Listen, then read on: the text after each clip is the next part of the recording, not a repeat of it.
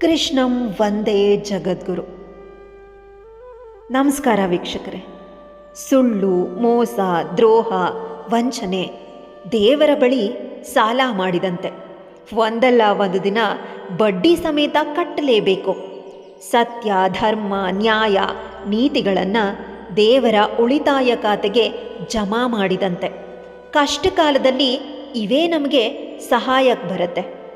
ಯಾರಾದರೂ ನಿಮ್ಮನ್ನು ಗೌರವ ಕೊಟ್ಟು ಮಾತಾಡಿಸಿದ್ರೆ ನೀವು ಸಹ ಅವರನ್ನು ಗೌರವಿಸಿ ಮಾತನಾಡಿ. ಅವರು ನಿಮ್ಮೊಂದಿಗೆ ಆ ಗೌರವದಿಂದ ಏನಾದರೂ ನಡ್ಕೊಂಡ್ರೆ ಆದರೂ ಕೂಡ ಅವರನ್ನು ಗೌರವಿಸಿ.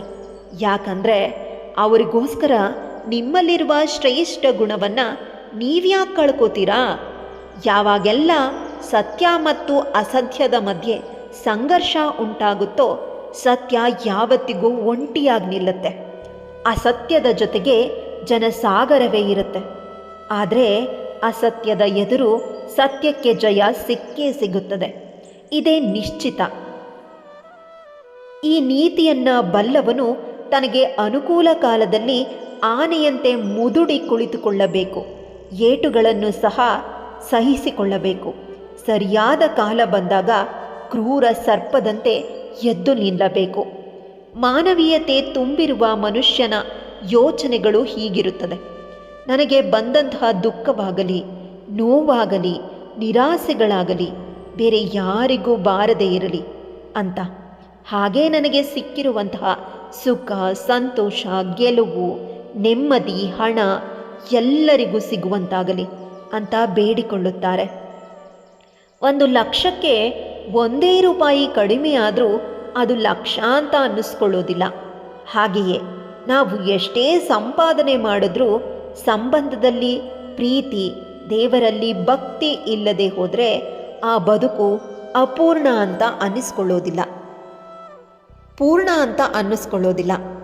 ಭಯ ಪಟ್ಟು ಕುಳಿತುಕೊಂಡ್ರೆ ಬದುಕುವುದು ನಿಜಕ್ಕೂ ಅಸಾಧ್ಯವಾಗುತ್ತೆ. ತಪ್ಪಾಗಲಿ ಸರಿಯಾಗಲಿ ಹೆಜ್ಜೆನ ಹಾಕಿ ನೋಡಬೇಕು. ಗೆದ್ದರೆ ಮುಂದಕ್ಕೆ ನಡಿತೀವಿ, ಒಂದು ವೇಳೆ ಸೋತ್ರೂ ಮುಂದೆ ನೀವು ಏನು ಮಾಡಬೇಕು ಅನ್ನುವಂತಹ ಪಾಠ ಕಲಿಸುತ್ತೆ. ತಪ್ಪುಗಳು, ಸೋಲುಗಳು, ಅವಮಾನಗಳು, ತಿರಸ್ಕಾರಗಳು, ನಿರಾಸೆಗಳು ಇವುಗಳೆಲ್ಲ ಉನ್ನತಿ ಮತ್ತು ಬೆಳವಣಿಗೆಯ ಭಾಗಗಳಾಗಿರುತ್ತೆ. ಯಾವ ವ್ಯಕ್ತಿಯು ಈ ಅನುಭವಗಳಿಂದ ಹಾದು ಹೋಗದೆ ಜೀವನದಲ್ಲಿ ಗೌರವದ ಸ್ಥಾನವನ್ನು ಪಡೆದುಕೊಳ್ಳೋದಕ್ಕೆ ಸಾಧ್ಯವೇ ಇಲ್ಲ. ನಿಮ್ಮ ಮನಸ್ಸೇನಾದರೂ ದುರ್ಬಲವಾಗಿದ್ದರೆ ಆ ಸಮಯದಲ್ಲಿ ನಿಮಗೆ ಸನ್ನಿವೇಶಗಳೇ ಸಮಸ್ಯೆಗಳಾಗಿ ಪರಿವರ್ತನೆಯಾಗತ್ತೆ. ಮನಸ್ಸು ಸಮತೋಲನದಲ್ಲಿದ್ದಾಗ ಸನ್ನಿವೇಶಗಳು ಸವಾಲುಗಳಾಗುತ್ತೆ. ಮನಸ್ಸು ಪ್ರಬಲವಾಗಿದ್ದಾಗ ಸನ್ನಿವೇಶಗಳು ಅವಕಾಶಗಳಾಗಿ ಬದಲಾಗುತ್ತೆ. ಇದೇ ಜೀವನ. ಹೋ ಮನುಷ್ಯ, ದೇಹ ಪೋಷಣೆ ಎಂದು 3 ಹೊತ್ತು ತಿನ್ನುತ್ತಿರುವೆ. ಆತ್ಮ ಪೋಷಣೆಗಾಗಿ ಏನು ಮಾಡ್ತಾ ಇದೆಯಾ? 1 ಹೊತ್ತಾದರೂ ಧ್ಯಾನ ಮಾಡು. ಆಗ ನಿನಗೆ ನಿನ್ನ ಆತ್ಮಕ್ಕೆ ಬೇಕಾದ ರಕ್ಷಣೆಯನ್ನು ನಾನು ಕೊಡ್ತೀನಿ ಅಂತ ಭಗವಂತ ಹೇಳ್ತಾನೆ. ನಿನಗೇನಾದರೂ ನಿಮ್ಮ ಆತ್ಮರಕ್ಷಣೆಗೆ ಧ್ಯಾನ ಮಾಡೋ ಇಚ್ಛೆ ಇದ್ದರೆ ಮಾಡಿ, ಖಂಡಿತ ಒಳ್ಳೆಯದು. ಆ ಸಮಯದಲ್ಲಿ ಓಂ ನಮೋ ನಾರಾಯಣಾಯ ಅನ್ನುವಂತಹ ಮಂತ್ರ ಹೇಳಿ, ಅಥವಾ ಓಂ ನಮಃ ಶಿವಾಯ ಅಂತನಾದರೂ ಹೇಳಿ. ಇದು ಪವರ್ಫುಲ್ ಮಂತ್ರ. ಇದನ್ನು ಯಾರು ಹೇಳ್ತಾರೋ ಅವರ ಜೀವನದಲ್ಲಿ ಯಾವತ್ತೂ ಕೂಡ ಕೆಟ್ಟದಾಗೋದೇ ಇಲ್ವಂತೆ. ಇಂದಿನಿಂದಲೇ ಇಲ್ಲ ಈಗಿನಿಂದಲೇ ಪ್ರಾರಂಭ ಮಾಡಿ. ನಿಮ್ಮನ್ನು ನೀವು ಬಲಹೀನ ಅಂತ ಭಾವಿಸೋದು ತುಂಬ ದೊಡ್ಡ ತಪ್ಪು, ಮತ್ತು ಅದು ದೊಡ್ಡ ಪಾಪ ಗೊತ್ತಾ? ಯಾಕಂದರೆ ನೀವು ಬಿದ್ದು ಹೋಗಿದ್ರೆ ಎದ್ದು ನಿಲ್ಲೋಕೆ ಪ್ರಯತ್ನ ಮಾಡಿ. ಹೋರಾಡಿ ಸಂಪೂರ್ಣವಾದ ನಿಷ್ಠೆಯಿಂದ ನಿಮ್ಮ ಕರ್ತವ್ಯ ಮತ್ತು ಕರ್ಮವನ್ನು ಮಾಡಿ ನಿಭಾಯಿಸಿ. ಎಲ್ಲವನ್ನ ಆ ಭಗವಂತನಿಗೆ ಬಿಟ್ಟುಬಿಡಿ. ಮೋಸ ಹೋದೆ ಅಂತ ದುಃಖ ಪಡೋದು ಭಗವಂತನಿಗೆ ನಂಬಿದವರಿಗೆ ಮೋಸವಾದಾಗ ಭಗವಂತನೇ ಅದಕ್ಕೆ ಉತ್ತರ ಕೊಡ್ತಾನೆ. ಮೋಸ ಮಾಡಿದವರಿಗೆ ಮೋಸ ಮಾಡೋಕ್ಕೆ ಭಗವಂತನು ಕೂಡ ಯಾರನ್ನಾದರೂ ಸೃಷ್ಟಿ ಮಾಡೇ ಮಾಡಿರ್ತಾನೆ. ಸಮಯ, ಸಂದರ್ಭ ಅನ್ನೋದು ನೋಡಿಕೊಂಡು ಅದು ತನ್ನ ಕರ್ಮದ ಫಲವನ್ನು ನೀಡೇ ನೀಡುತ್ತೆ. ಭರವಸೆ ಅನ್ನೋದು ಸಮಸ್ಯೆಗಳೇ ಇರೋದಿಲ್ಲ ಅನ್ನೋ ಸೋಗಲ್ಲ, ಬದುಕಲ್ಲಿ ಎಂದಿಗೂ ಭರವಸೆಯನ್ನು ಕಳ್ಕೊಳ್ಬಾರ್ದು. ಭರವಸೆಗಳೆಂದರೆ ನೋವನ್ನು ಮರೆತು ಕಷ್ಟಗಳಿಂದ ಹೊರಗಡೆ ಬರಲು, ಕತ್ತಲೆಯಿಂದ ಬೆಳಕಿನೆಡೆಗೆ ಸಾಗಲು ಸ್ಫೂರ್ತಿ ತುಂಬುವ ಆಶಾಕಿರಣವಾಗಿರುತ್ತದೆ. ನಿಮ್ಮ ಜ್ಞಾನ ಅಧಿಕವಾದಷ್ಟು ನೀವು ಅಹಂಕಾರಿಯಾಗುತ್ತಾ ಹೋದರೆ ಆ ಜ್ಞಾನ ವಿಷದಂತೆ ಕೆಲಸ ಮಾಡುತ್ತೆ. ನಿಮ್ಮ ಜ್ಞಾನ ಅಧಿಕವಾದಷ್ಟು ವಿನಮ್ರವಾಗುತ್ತಾ ಬಂದರೆ ಆಗ ಅಮೃತವಾಗುತ್ತೆ. ದ್ವೇಷ ಅನ್ನೋದು ನಮ್ಮ ಹೆಗಲೇರಿದ ಭಾರದ ಚೀಲವಿದ್ದಂತೆ. ನೀವು ದ್ವೇಷವನ್ನು ಮುಂದುವರೆಸಿದಷ್ಟು ಆ ಚೀಲ ಹೆಗಲ ಮೇಲೆಯೇ ಇರುತ್ತದೆ. ಹೀಗೆ ಎಷ್ಟು ದಿನ, ಎಷ್ಟು ತಿಂಗಳು, ಎಷ್ಟು ವರ್ಷಗಳ ಕಾಲ ಭಾರ ಹೊತ್ತೇ ಇರ್ತೀರಾ? ಅದನ್ನು ಕೆಳಗಿಳಿಸಿ, ಮಿತ್ರತ್ವದ ಕೈ ಚಾಚಿ. ಆಗ ಬದುಕಿನ ಬೆಟ್ಟ ಸುಲಭವಾಗಿ ಏರಬಹುದು. ಸಮಯ ಮತ್ತು ಪರಿಸ್ಥಿತಿ ಯಾವ ಕ್ಷಣ ಆದರೂ ಬದಲಾಗುತ್ತೆ. ಆದ್ದರಿಂದ ಯಾರನ್ನೂ ಅವಮಾನ ಮಾಡಬಾರ್ದು, ಕೀಳಾಗಿ ಕಾಣಬಾರ್ದು. ನೀವು ಶಕ್ತಿಶಾಲಿಗಳೇ ಆಗಿರಬಹುದು, ಆದರೆ ಸಮಯ ಅನ್ನೋದು ನಿಮಗಿಂತಲೂ ತುಂಬ ಶಕ್ತಿಶಾಲಿ ಅನ್ನೋದು ನೆನಪಿರಲಿ. ಮನುಷ್ಯನಿಂದ ಪೆಟ್ಟು ತಿಂದ ಕಲ್ಲು ಸುಂದರವಾದ ಮೂರ್ತಿಯಾಗುತ್ತದೆ, ಆದರೆ ಮನುಷ್ಯನ ಮನಸ್ಸಿಗೆ ಬಿದ್ದ ಪೆಟ್ಟುಗಳು ಮನುಷ್ಯನನ್ನು ಕಲ್ಲಾಗಿಸಿ ಬಿಡುತ್ತದೆ.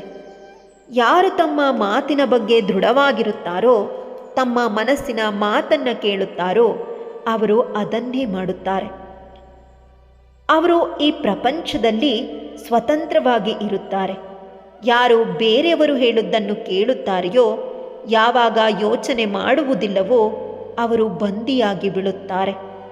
ಯಾರಿಗೂ ದುಃಖವನ್ನು ಕೊಡಬೇಡಿ, ಏಕೆಂದರೆ ಕೊಟ್ಟಿರುವ ಯಾವುದೇ ಮುಂದಿನ ದಿನಗಳಲ್ಲಿ 1000 ಪಟ್ಟು ಹೆಚ್ಚಾಗಿ ನಿಮಗೆ ಮರಳಿ ಬರುತ್ತದೆ. ಯೋಗ್ಯತೆ ಎನ್ನುವುದು ಹೇಳಿಕೊಳ್ಳುವುದಲ್ಲ ಅಥವಾ ತೋರಿಸಿಕೊಳ್ಳುವುದೂ ಅಲ್ಲ.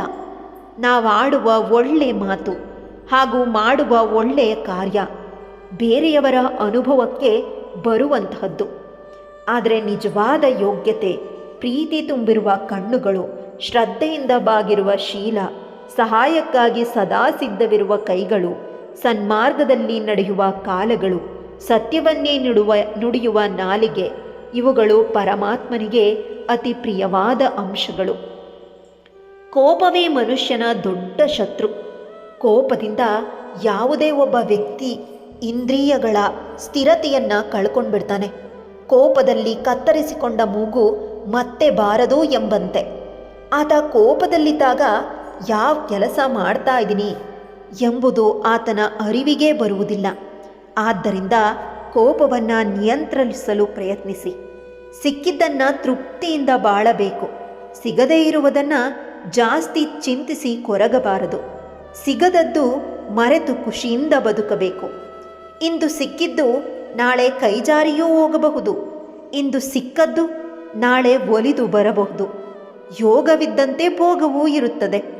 ಜೀವನದಲ್ಲಿ ಯಾರನ್ನೂ ಕೂಡ ಅತಿಯಾಗಿ ಪ್ರೀತಿಸಬಾರದು, ಯಾರನ್ನೂ ಕೂಡ ಅತಿಯಾಗಿ ದ್ವೇಷವೂ ಮಾಡಬಾರದು. ಯಾರು ಯಾರಿಗೆ ಸ್ನೇಹಿತರಾಗುತ್ತಾರೆಯೋ, ಯಾರು ಯಾವಾಗ ಶತ್ರುಗಳಾಗುತ್ತಾರೆಯೋ ಹೇಳಲು ಅಸಾಧ್ಯ. ಜೀವನ ಇರುವುದು ಕೇವಲ 2 ದಿನ. ಒಂದು ನಿಮ್ಮ ಪರವಾದ ದಿನ, ಇನ್ನೊಂದು ನಿಮ್ಮ ವಿರುದ್ಧವಾದ ದಿನ ಅನ್ನೋದನ್ನು ಮರಿಬೇಡಿ. ದಾರಿ ಕಾಣಿಸುತ್ತಿಲ್ಲ ಅಂತ ದೇವರನ್ನೇ ದೂರಬೇಡಿ. ಸ್ವಲ್ಪ ತಾಳ್ಮೆ ಇರಲಿ. ದೇವರು ನಿಮಗಾಗಿ ಹೊಸದೊಂದು ದಾರಿಯನ್ನೇ ಸೃಷ್ಟಿಸುತ್ತಾ ಇರಬಹುದಲ್ಲವೇ? ಸಮಯದ ಜೊತೆ ಅವಶ್ಯಕತೆ ಇಲ್ಲ, ಸತ್ಯದ ಜೊತೆಯಲ್ಲಿ ನಡೆಯಿರಿ. ಆಗ ಒಂದು ದಿನ ಸಮಯವೇ ನಿಮ್ಮ ಜೊತೆ ನಡೆಯುತ್ತದೆ. ಕೆಟ್ಟವರು ಕೆಟ್ಟದ್ದನ್ನು ಮಾಡಿದರೆ ಅದು ಸರ್ವೇ ಸಾಮಾನ್ಯ. ಆದರೆ ಒಳ್ಳೆಯವರನ್ನು ಕಾಪಾಡಲು ಭಗವಂತ ಸನ್ನದ್ಧನಾಗಿರುತ್ತಾನೆ. ಒಳ್ಳೆಯವರು ಒಂದು ವೇಳೆ ತಿರುಗಿ ಬಿದ್ದರೆ ಪರಿಸ್ಥಿತಿ ಭಯಂಕರವಾಗಿರುತ್ತದೆ. ಏಕೆಂದರೆ ಆವಾಗಲೂ ನಾನು ಅವರ ಜೊತೆಯಲ್ಲಿಯೇ ಇರುತ್ತೀನಿ. ಒಳ್ಳೆಯವರ ಕೈಯನ್ನು ಯಾವತ್ತಿಗೂ ಬಿಡೋದಿಲ್ಲ. ಸ್ನೇಹಿತರೆ, ಈ ಅತ್ಯದ್ಭುತ ಸಂದೇಶಗಳು ನಿಮಗಿಷ್ಟ ಆಗಿದೆ ಅಂತ ನಾನು ಅಂದ್ಕೊಳ್ತೀನಿ. ನಿಮಗೆಲ್ರಿಗೂ ಇಷ್ಟ ಆಗಿದ್ದರೆ ಶ್ರೀ ಕೃಷ್ಣಂ ವಂದೇ ಜಗದ್ಗುರು ಅಂತ ಕಮೆಂಟ್ ಮಾಡೋದನ್ನು ಮರಿಬೇಡಿ. ಹಾಗೇ ವಿಡಿಯೋ ಇಷ್ಟ ಆಗಿದ್ದರೆ ಲೈಕ್, ಶೇರ್ ಮಾಡೋದನ್ನು ಮರಿಬೇಡಿ.